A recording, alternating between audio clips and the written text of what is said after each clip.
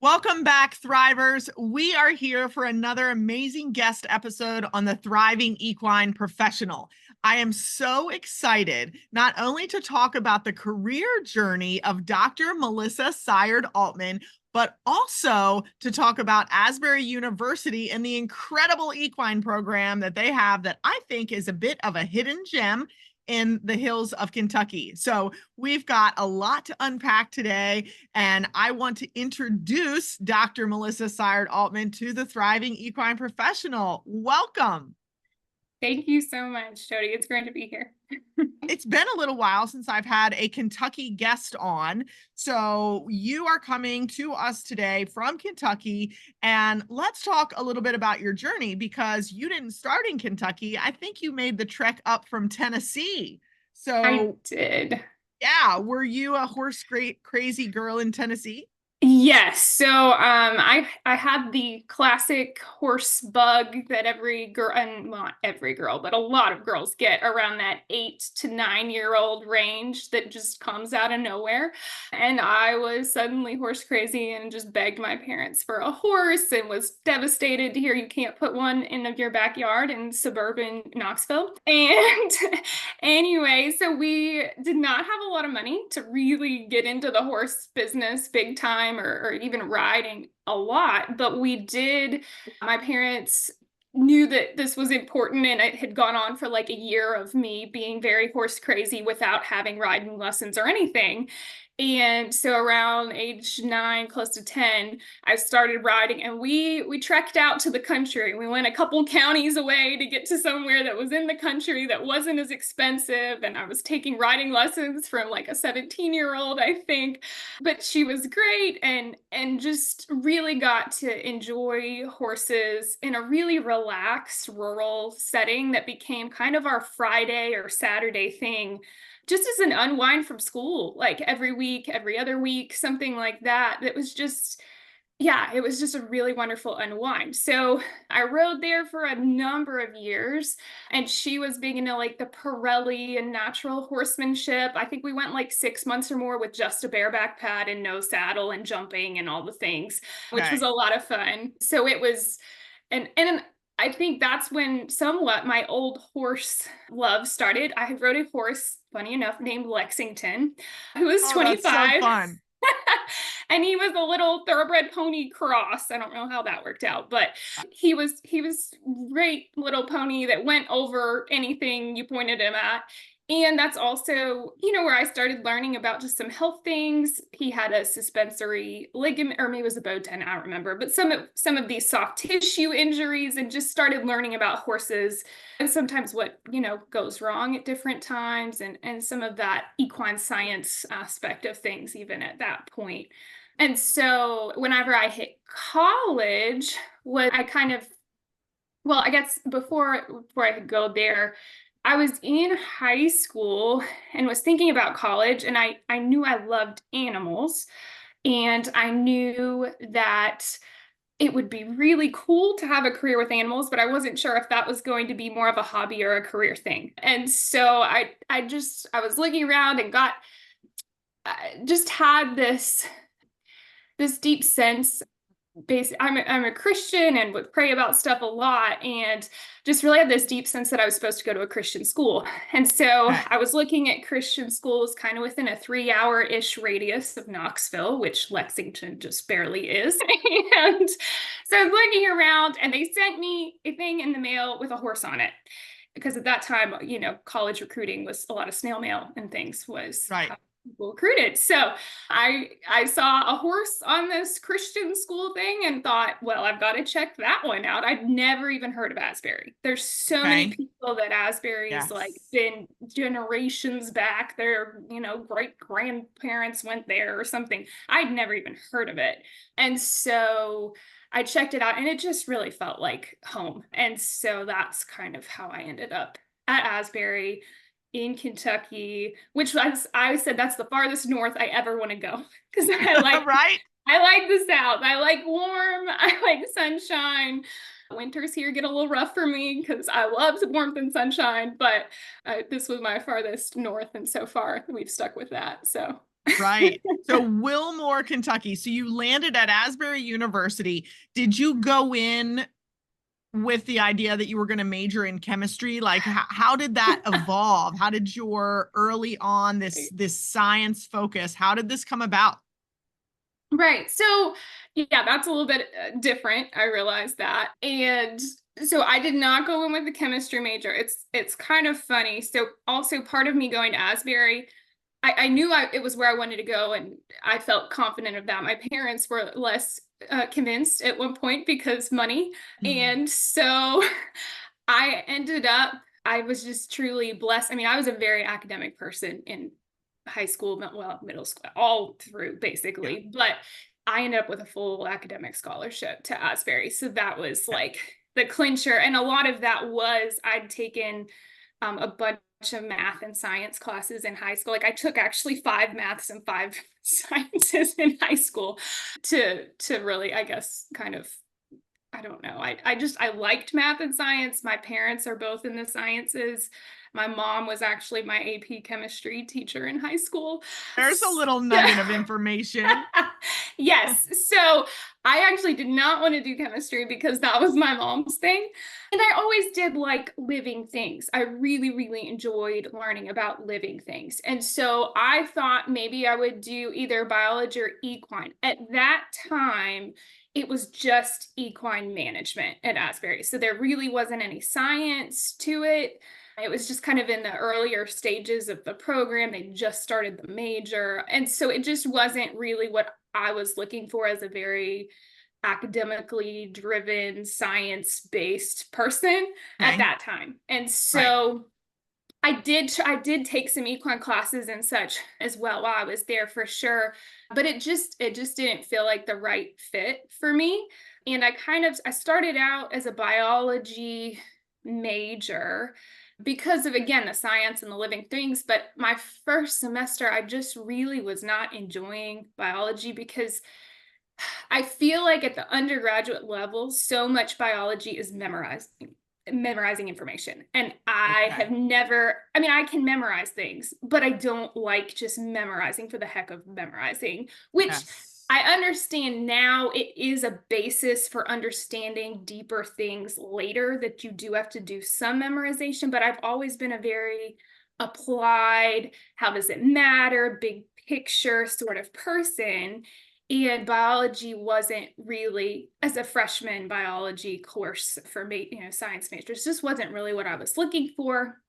So going into my second semester of freshman year, I was praying about, but I was also trying to look at a little bit of everything. I took an intro to sociology class, took an intro to psychology class. I took a bio 2 just in case. Why not? I actually sort of bent the rules and audited a chemistry lab, which you're not supposed to be able to do, but I'd already gotten a year's worth of credit in high school from my AP scores for both the class and the lab, and I just felt like I needed to have an experience. My mom is great, but just an experience of chemistry that's not my mom and it being her thing. And so I kind of did a little bit of everything that I thought I might possibly be interested in that I didn't even necessarily need to take for anything toward graduating. It was just, a lot of those were elective credits. They weren't even part of my foundation. Or gen eds. So that semester I was really praying that it would just be clear to me what I was supposed to do. And I realized what I was kind of enjoying the most was actually the chem lab, shockingly enough. Because again, it was the how things work. It was the science and the hows and the whys. And I actually had a professor to talk to me and say, I really think how your mind works is more of the mathy, sciencey, the hows. It was a chemistry professor who's actually still at Asbury. But she said, I really think chemistry is something you should think about. And so I did. That's what I then changed to, I think, the end of my freshman year, beginning of sophomore year. So. Yeah. Okay, so a chemistry major you are, and you graduated from Asbury, I believe, in 2012. Is that right? Correct. And so then what? So then Well, I want to add one real thing before we get to graduating, because there's a couple key things that happened before graduating. So one thing was organic chem happened my sophomore year, which is one of those things that I love. Those people who love organic chem, I was not my thing, not at all. And I took both organic chem and physics that year at the same time, which was a lot sophomore year. And that was like, it was going okay, but it was something where I had to just push through because I felt like this was what I was supposed to do. So it was not enjoyable. And that was probably one of those earlier experiences of pushing through something because it's on the path of what you feel like you're supposed to be doing. And then I think it was my junior year, I had another professor recommend I take physiology, which was totally an elective, not something I needed for my major. But they were like, if you like how things work, which is aligned more with chemistry, but you like living things, basically physiology is the how things work of living things. And I was like, oh, this sounds like an interesting class. I absolutely loved it. It was a night class. It was with an adjunct. It was kind of a little bit different of an organization of things, but I just really loved it. And that was kind of the first that I saw how I could really meld the things that I really enjoyed together better. And in that class, he actually had us write up our labs like scientific papers, which was the first I'd ever really been exposed to scientific writing and expected to do it, because here's an example one, go forth and write up what you did like this, and it was just a really, dive in the deep end, sink or swim. And he ended up actually using mine as an example for the class, which kind of surprised me because I felt like I didn't know what I was doing, but it gave me the confidence to say, hey, this is actually something I kind of enjoy and seem to be pretty good at. Yes. And maybe this is going somewhere. And around the same time is when I felt like I really enjoy college age people, which is weird when you're in college to realize you enjoy college age people. But I thought, I really think someday I'm going to be a professor. And I kind of had the feeling that someday it would be back at Asbury. I had no idea it would be like right after graduating, but I kind of had that sense even during college of, a number of things that started to play in. And then we had to actually do a research internship for my degree, which led me to Dr. Amanda Adams' lab. So okay. She was a postdoc actually at the time whenever she and I started working together. So I was an undergrad and she was a postdoc, and she was looking for some help with this big project with Purina, 40 plus horses and all these feeds and and she didn't think she needed a full-time student at the time, but I kept bugging her and telling her that I was available and I would work with her. And if I need to work with some other people to be able to work with her too, I would do whatever I needed to do. And whether it was farm crew or working in the lab or whatever, I was excited because there was a requirement that I had not been looking forward to. I thought labs were boring. That's where people are over on computers or like in petri dishes, and they don't talk and they don't listen to music, and they certainly don't laugh and things like that, dance around the lab, which is what some people actually did in our lab in those days. There was just a lot of fun times. And yes, when I got introduced to, hey, you can be a people person and do this lab work, and actually it's a lot more fun if you love talking with people as well as the horses, as well as the site, like it just opened up this whole new world for me of not just checking a box to get it done, but to actually go for something that I enjoyed, and then realizing just how much I enjoyed it. And then Amanda became a professor and asked me about joining on as her first graduate student the following year. So much to unpack there. So I do want to just pick a couple of pieces out, because I know that you share advice often. And one of the things that you alluded to was that there are going to be steps along the way that may not be terribly enjoyable, and that's okay. So you give that advice, and I heard you just say that. And so I want our listeners to really hear that. And I'm also, Dr. Altman, going to start making a list of how many of my guests talk about organic chemistry. listeners, hear that, right? We have so many students that listen and young people who are trying to make these career decisions. Organic chemistry is the devil for so many people. And so here you managed through it, Yep. but at the same time, it gave you that piece of advice that you talk about of life being a journey, but that there are going to be steps along the way that are not terribly enjoyable, and that's okay. So Yes. thank you for sharing that, because I didn't want to skim over, how important that is to you and how important it's been in your journey. Right. Absolutely. And it was a challenge, not just I knew I could do it, but it challenged my how much do you want this, or how much do you feel like this is something that you should be doing? And I kept having that sense that this is the way, just you got to just keep going, and it Yes. will get better. Keep the faith, have grit. I mean, just Yeah. so Yes. important to hear that from someone Absolutely. like you who, has continued just to move through those experiences and really did not go into college saying, I want to be a college professor. And here you Mhm. are. So as we continue to break down this journey, let's stop and introduce the myth, the legend that is Dr. Amanda Adams and where she is. So at this point in time, now you're at Asbury, you've got this internship, but then across town, we have Dr. Amanda Adams in the Gluck Equine Research Center. So give just a little bit of an explanation of that connection. Right. So, like I said, Dr. Amanda Adams, she's just great. She's just a great person. She's a people person. She's wonderful at making connections. Honestly, she spends a lot of her time at the Woodford County farm, and they have a new age research horse center that Linda Mars with Mars Company has sponsored. And there's just been a lot of work with her and with, I know, Pat Harris with Waltham. And there's been so many wonderful opportunities, and she really had to do a lot of pushing, Amanda did, to Yeah. get where she is. And a lot of that was networking with a lot of people outside of the university, which sometimes is not something that academics are always wonderful at. I mean, grants, absolutely. But as far as connecting with all the companies and the industry is not something you Yes. tend to see quite as much. And that was huge. Like I said, coming on, we were working with Purina, my first trial, and that was one of the biggest studies we ever did, because it was Right.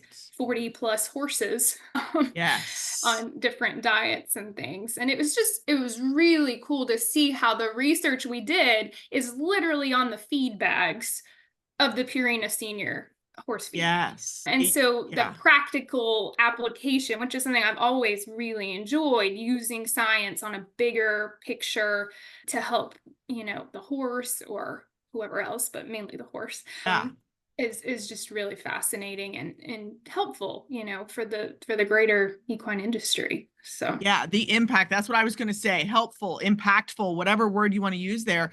There's just so much that comes out of not only Gluck Equine Research Center, but to your point, the work that Dr. Adams is doing and the passion and the yeah. energy that she's doing it with. And so to be a part of that and then really see how those industry connections and the impact to the overall evolution of the health and wellness and well-being of all of our equine partners, whether they are athletes, whether they are geriatrics, Mhm. backyard, whatever stage of life, there is a lot going on at Gluck. And so you stepped into an internship that then really became pivotal and critical in the evolution of your own career. So Right. take us through that.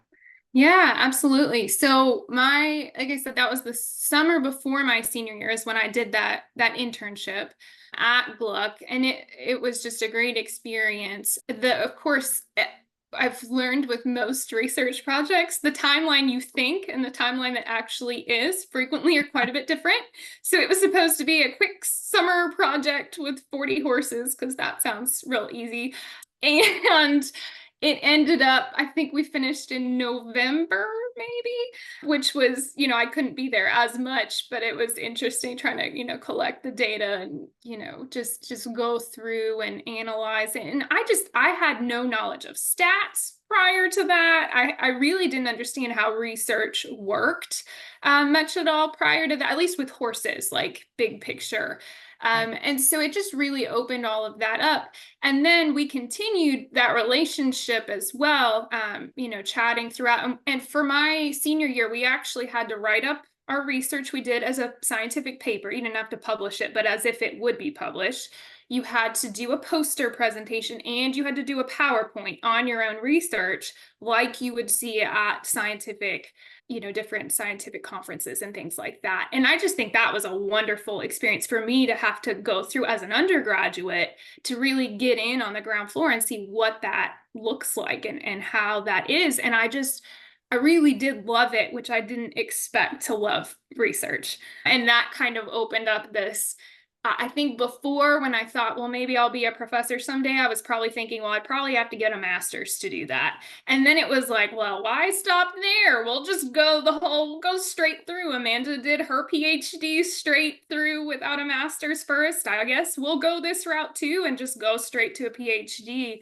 And so that was just really a wonderful opportunity. And I had looked at another school. I looked at a couple other schools as far as graduate school went, and really felt like there were two that potentially could be where I ended up. And I really was praying for an open door and a closed door, but somehow I thought I was still going to get two open doors. I'm not sure how that all worked out, but I ended up with, oh, sorry, we thought we were going to get money for you to come here, but this one isn't going to work. And then Amanda with, we can do this. We can make this happen. We can give you a stipend to come here. And that's one of the cool things about PhD programs in the sciences is frequently your education is free and you get usually a pretty modest stipend to try to help, support you throughout it versus some other schools where you've, just go into lots of debt. So. Right. Yes. So, and again, those are the things we want our listeners to hear. As you pursue education, you may or may not think you're going to go beyond an undergraduate degree, a master's degree, a PhD, whatever that looks like. But these are the kinds of opportunities that I love to share because every story looks a little bit different. And so I love that you prayed for an open door and a closed door. And God honors bold prayers and bold prayers honor God. You got just what you asked for. And so off you went to the University of Kentucky Gluck Equine Research Center and earned your PhD. And I'm sure not without a great deal of blood, sweat, and tears along the way. And then, since you have presented and you've traveled and you've been part of conferences and research studies, you are published. But then somewhere along this journey, you are back at Asbury and are really foundationally involved in building a tremendous equine program, which now includes a pre-vet major. So let's talk about the transition through a PhD program at the University of Kentucky Gluck Equine Research Center, and then stepping back to your alma mater, to Asbury University, and really playing this critical role because I want to get there. I have this huge love and passion for Asbury, and I stumbled upon it, in my time in Central Kentucky, and through a couple of connections, got the opportunity to speak to some of the equine students. And so I want to talk about Asbury. Our listeners don't know enough about this program. And so let's get us there, Dr. Altman, and let's talk Asbury. Absolutely. So first of all, as far as how I got back to Asbury, it was kind of interesting. I was looking at postdocs. I was at a conference in Colorado the summer before I was graduating and actually met with a number of professors out there to see if something out there would work because I knew they had a great equine program at CSU. I was thinking maybe about Kentucky. I think I tried to look at something in Florida, maybe to get me a little closer to the beach, but I was looking for sunshine. And so anyways, I was looking around some, but none of the postdoc things really, the places I was really interested in didn't necessarily line up well with immunology, which is what my research was in. It was mainly with the senior horse and looking at inflammation and some of the different nutraceutical type things to try to mitigate that and those sorts of things. And so that was kind of an interesting time period. Around that time, again, the summer before I was done, I got a call, I think, or maybe it was an email from somebody who was a professor at Asbury. He had actually come on, I think, my junior year, but he wasn't able to add any of the equine science classes until my senior year. And by that time, my schedule was pretty hemmed in as far as what I could or couldn't fit into my schedule. But there, he was offering, my senior year of college, he offered an equine anatomy and physiology course at Asbury. I had to take a different class during that time slot on Mondays and Wednesdays, but on Fridays I could go. And I talked to him about it in advance. Can I just sit in? I know it won't be official. I know it won't be like, I'd just be sitting there, but I would love to just sit here and absorb and learn from you on my one day when I'm not in my other class I have to take for my major to graduate on time. So that's also important. But so he said, yeah, for sure. Come out, come out on Fridays. That's great. And so every Friday I was there, and he ended up telling me, again, we kind of kept in touch some off of just once a week, Fridays for a semester.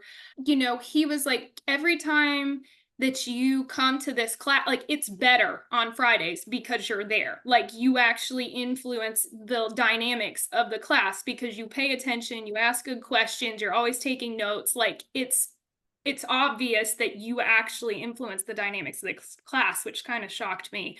But I guess from that, I stood out to him, and he knew that I was going on to higher education. And like I said, we didn't talk all the time or anything like that, but he called me and said, I'm retiring in a year. Whether you come or don't, I'm still retiring in a year, but you should come take my position.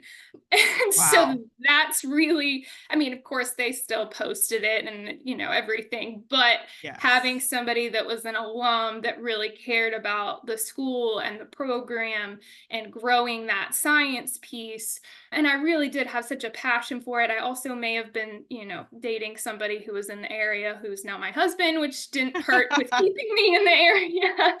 But it was just something where it just all kind of came together, and it wasn't that I made it happen, but I was who I was, and I went for things, and I went for things that mattered to me, and I wanted to learn more about the equine anatomy and physiology, and my kind of going and striving to do that in my free time for no credit and no, anything really stood out to him, and that's how I ended up, that God used that to connect us, and we ended up, I took his job.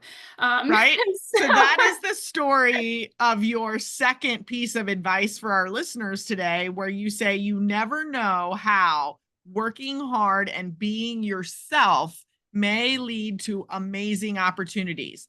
Yeah. Now, I love the way you say that, but I love, because we always hear work hard, work hard, work hard. Everybody wants to see your work ethic, but you say work hard and be yourself. You had a passion, and you didn't have to go to that class on Friday afternoons. And now you are a professor at Asbury University, and you've launched the equine science major. And so I think that absolutely demonstrates that piece of advice for our listeners. Yeah. Work hard and be yourself. And right. So here we are. Absolutely. And it's just been a blessing in so many ways. And even so, I've been a professor for 7 years now. Wow. So yeah, I did take 5 years for my PhD, but that's because Amanda stuck me on literally anything she could get money for, because I was soft funded for the first year or two. So like any company that wanted anything done, like, I helped with. Yes. So that's where like a dozen, like when people are like, oh, a dozen research projects during your PhD. Yep, sure did. We had like 3 projects going at one time at some point. So it was kind of crazy, but it kind of helped me to like learn the jump in the deep end a little bit, which is what teaching then felt like, in a lot of ways, because Gluck is wonderful about preparing you for research. It's not so wonderful on preparing you for teaching.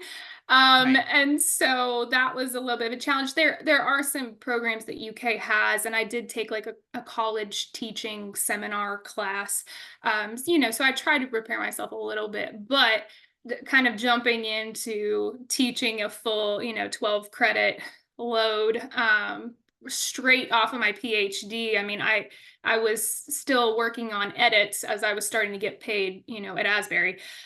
So it was just a really interesting transition for me.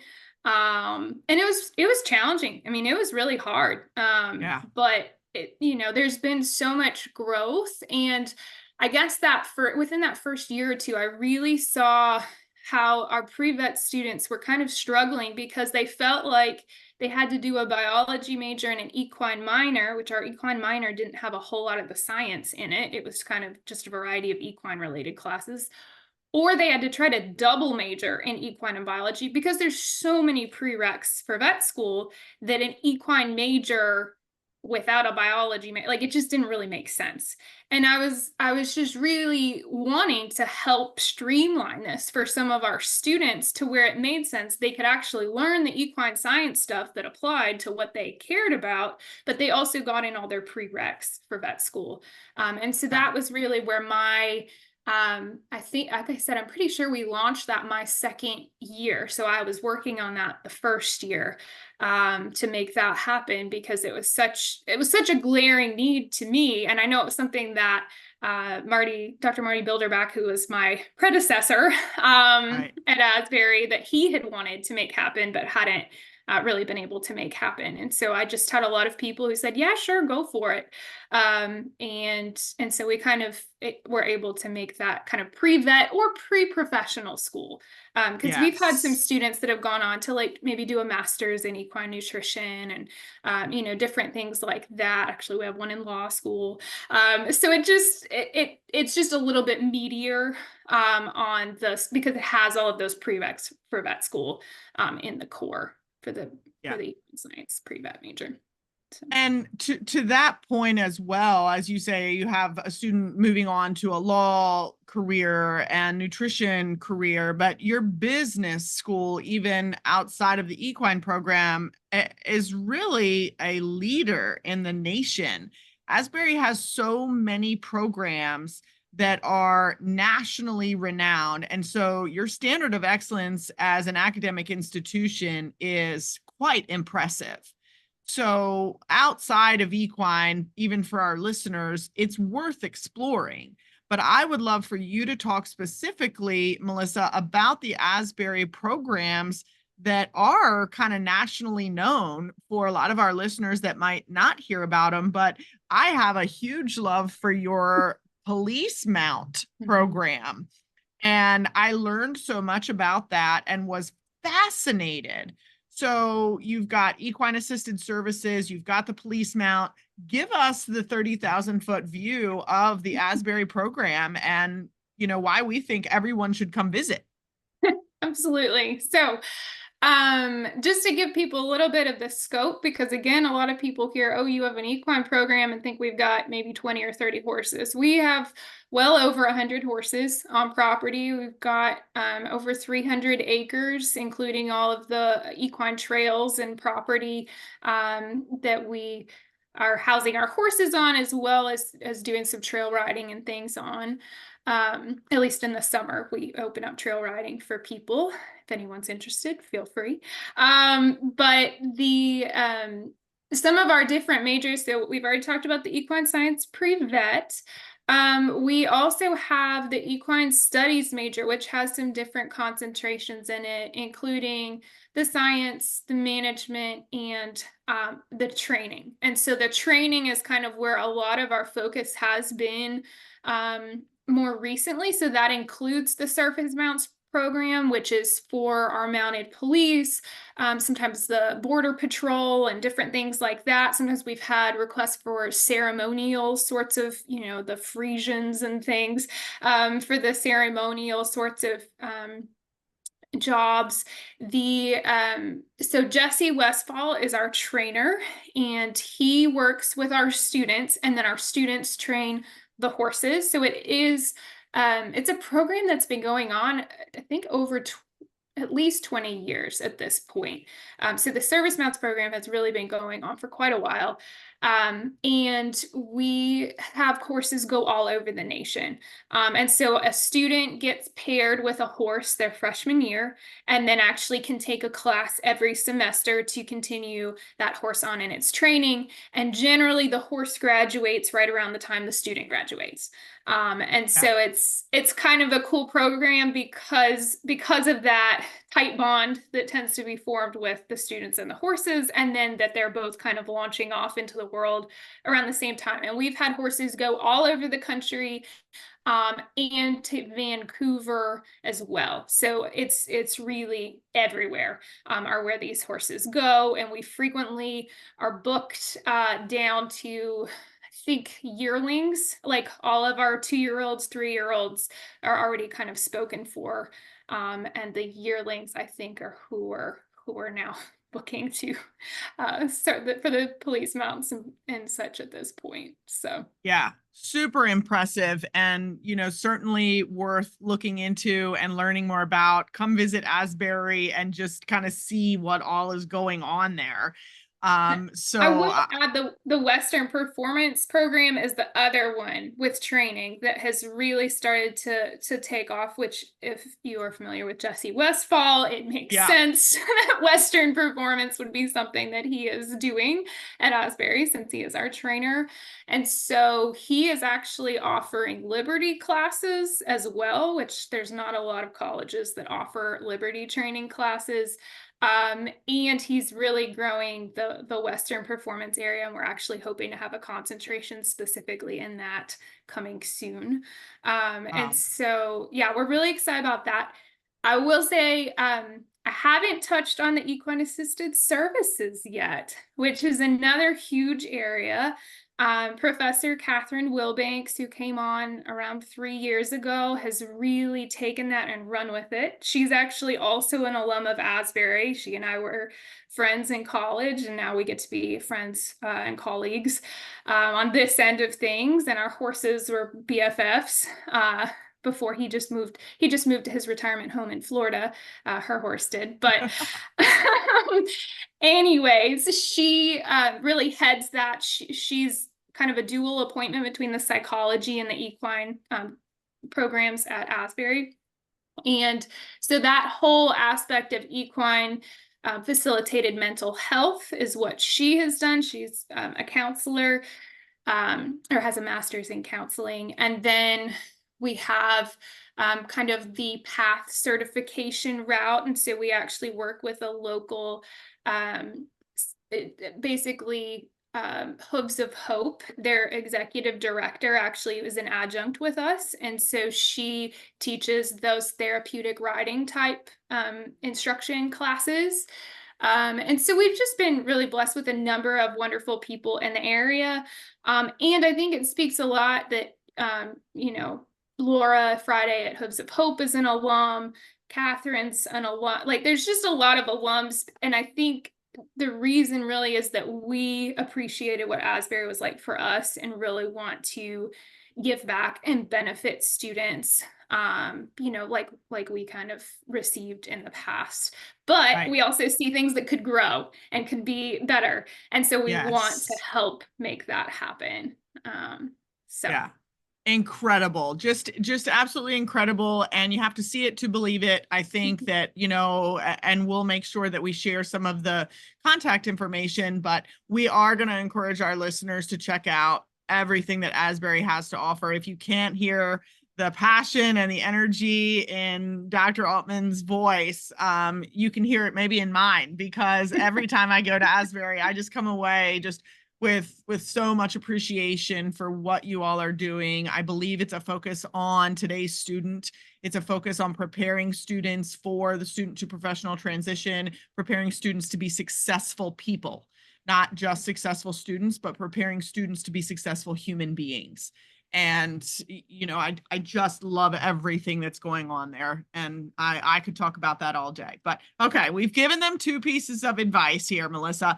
Now, your third, we're going to switch gears a little bit, and this gets really important. But I want you to talk about taking care of your body and taking care of yourself as a young professional, as a horse person, through your 20s, just barely probably into your 30s. Why do you feel like you need to share a little bit of advice on taking care of our body? Yeah, absolutely. So, whenever I had just started grad school, I herniated my disc in my back and I was just out. All I did was twist funny, basically. And I had been normally the one who was out there and I would, lift the grain bags and do all the things. And I never really thought twice about how am I moving my body? Am I doing things to strengthen my back and not just hopping on a horse or going running or lifting things at strange angles or anything like that? Because I thought, if you're in your 20s or if you're a teenager or whatever, you don't have to worry about stuff like that. It's only people who are like 40 plus that have back problems, and I'll figure it out later, basically. But at 22, I herniated a disc and ended up having to get a surgery because it was bad enough that I actually lost basically muscle tone in my foot. And so that was really kind of a wake up call for me in a way, as far as listening to your body. And also, it's made me really, over the years, I've kind of tried to figure out what are ways that I can not have relapses, because I've had a number of relapses where I ended up like in bed for, days because I couldn't move, because I did something I thought I could do. And then my back just totally was shot and I couldn't move, which is really humbling, by the way, when it happens at work with students around you and you're like in pain on the ground, not able to move for like an hour.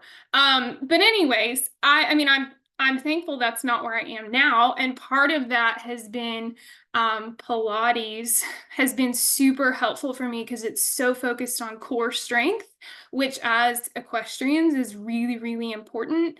And it's really good at helping to stretch and balance you out, because I know a lot of the time we get kind of crooked with things. And even if you watch people ride, how many riders are perfectly straight and poised and are using their abs and not letting their back curl, or doing, being hunched over jumps or whatever else, like that you are actually have strengthened your core to a point that you can stay strong, basically, and not be as susceptible to injuries and things. So I started Lindy Well with Robin Long. I started participating in all of her workouts and things back in 2021, with her app and program and everything. And it's just been really, really helpful for me. She's very like, her mentality is progress over perfection and grace over guilt, and very just do what you can, even if it's just 10 or 15 minutes a day. And her workouts are very positive and peppy and kind of calming all at the same time. So she has some free ones online if anybody wants to try. But any equestrians, especially if you've ever had back issues, but even if you haven't and you're just on maybe the less muscular and more flexible side, which was kind of partly my problem, and you just don't regularly do things to work your core. I mean, I loved running, but I didn't do like abs all the time, or, do planks all the time, or some of these different things that if you do them right can really help your core.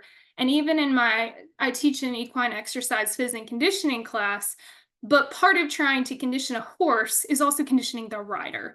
And so I actually had students go do, and there's equestrian workout things too that can help kind of strengthen. But so many of my students came back and said, that was really nice, like just to be stretching evenly and intentional and moving your body in ways that helps like break up, fascia and different things like that. So I think it's really important to take care of yourself as well. And I know a lot of people joke about, oh, well, I'll do anything and buy everything for my horse and get him all the supplements. And then it's like, but you affect your horse. If you can only think about the horse, how you are affects your horse as well. Right. And so that's kind of my little passion piece from the past few years, because just to keep myself functional, I can't go more than like 2 weeks without doing Pilates, or else things start to really fall apart. So, And Melissa, tell us her name again, the program that you follow, because I want to make sure we share it. yes, it's Lindywell, one word, with Robin Long, and she's very popular as far as in the workout world. She's been on like the Today Show and all kinds of things. She's got it's an international following. So okay. I love yes. that. And so, yes, there are some listeners that may know of her. I do not. So I want to make sure that I get that right and we get it shared. And I know like we're getting a little bit shorter on time today, but that feeds right in. I'm going to ask these questions as I've asked all my guests this year, but I'm going to ask them in an opposite direction for you because this one relates. If you had one piece of advice for our listeners today related to life balance, what might that be? Yeah, I mean, it's kind of connected to what I just talked about, which is taking care of yourself as well. And I've just been hearing a lot of people say recently on some of the different things that I've listened to or read, just how important taking a few minutes for margin really can be, whether even starting the day. So something that, and I realize in the summer as a professor, I have a little more flexibility than I do at other times. But there's actually been a little practice that's called the 2-minute morning. I actually heard it off of a podcast called Things Above by James Bryan Smith, but it was basically said, take a couple minutes and just, and it is a Christian one, but take a couple of minutes and just ask yourself, what do you need to let go of? And then what are you grateful for? And then what do you need to focus on today at the beginning of each day? Just you taking that few minutes, and just kind of really thinking and quieting your spirit and just really giving it some time to not just rush into the day. And I'm not doing this perfectly every day, even in the summer. But when I have, it's just been really impactful, because I think instead of getting overwhelmed by all of the different things of the day, or all of my list of, I think I go into summer with a million things that I'm going to accomplish by the end. And then if you don't, which usually is what happens, you're like, oh, all these things I meant to do, and now I don't know what to even, it's like, it's too big to bite off a chunk. But just taking that minute, couple minutes in the morning to really just like slow down, breathe, be thankful, let go of whatever fears or anxieties that day is bringing to mind. And then, really, what do I need to latch onto and focus on today has been really, really helpful for me. So. Such strong advice. I can feel the peace of it, right? Like Yeah. I feel that. So I think that's really solid advice and that's why I asked that question. We are faced with the hustle culture of today, and it is about taking ownership of our time and about who we are and what we do and why we do what we do. So really incredible advice. And then finally, what is one book or podcast, if you have something that you would recommend to our listeners? And if so, why? Yeah. So I was thinking about this, and there's a book I read a few years ago called Present Over Perfect by Shauna Nyquist. And it was one of the New York Times bestsellers and everything. And her little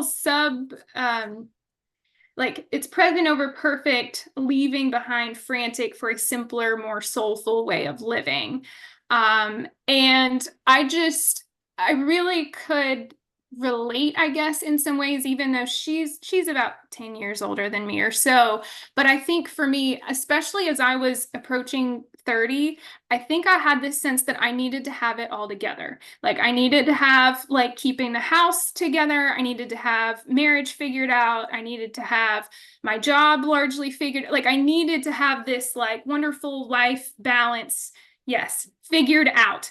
And I don't know why 30 was the magic. I think 20s you just are more okay with carefree and all over the place. But I just had just that vibe. And I guess reading from her as I think she was approaching 40 and kind of realizing all these things that she had built up for herself of how things were supposed to be, and then really getting kind of needing to take this step back and being present in the moment and not having to have everything perfect. And I think that really sort of started my journey off onto things like Lindy Well, with taking care of myself, that if I get really overwhelmed, even if I couldn't run because my back was messed up and I couldn't ride because my back was messed up, I still could do some of these core exercise things.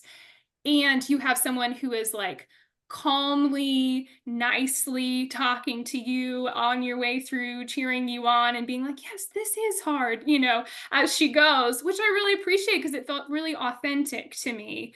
And so I think having some of these women who are a little bit older than me, not a ton older, but a little bit older than me, saying, yes, these are real struggles, but we can overcome them, but we need to make room for ourselves. And and try to take care of yourself, both on like a heart level and a physical level. And that's not selfish. I think a lot of women feel like it's selfish to try to take care of yourself. I'm not saying to hold up the body as this, you have to have everything perfectly ideal, or you must take all this time for yourself all the time, but at least having a few minutes a day in which you are just present and trying to like give yourself time to think and breathe. And like I said, the working out for me just was really helpful because I felt so limited so many times because I loved running. I know some people don't. I loved running, I loved riding, but those always felt like gambles to me of how would I feel on the other side.